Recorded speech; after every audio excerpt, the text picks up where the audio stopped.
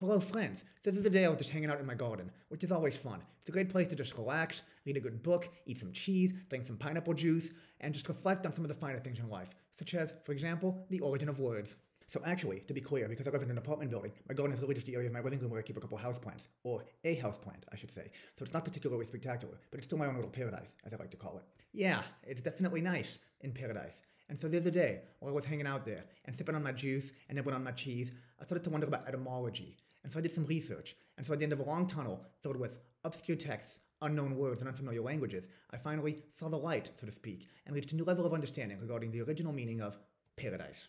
So apparently, originally, a paradise was in fact a type of garden. The paradise garden, or as the ancient Persians called them, paradisa, were walled gardens, as their name suggests, with lots of fountains, ponds, and fragrant smells from flowers and fruit-bearing trees. Apparently, the Hanging Gardens of Babylon, which, if they even existed, were one of the 7 wonders of the ancient world, were an example of this type of garden, and they did indeed look quite pleasant to hang out in, at least based on how they look in the 19th century engraving shown here. Anyway, eventually this word paradisa made its way into Greek in the 4th century BC, where it became paradisos, and where a couple centuries later, when the original Hebrew Old Testament was translated into Greek, it was used to denote the concept of the Garden of Eden, mentioned in the book of Genesis, and also in the Bible. Then, over the next few centuries, it spread to other languages and came to mean an earthly garden where peace, prosperity, and happiness abounded. For example, in English, German, Swahili, and many others.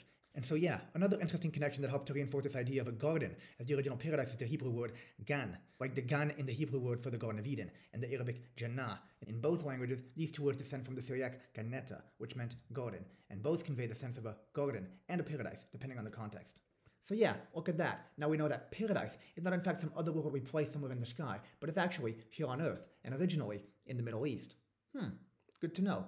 And so for all those of you who aren't able to travel there to check out some of their luscious enclosed gardens, all you need to do is go to your own garden, or really any garden near you for that matter, and hopefully from there you'll be able to enjoy your own little paradise. Thanks for watching.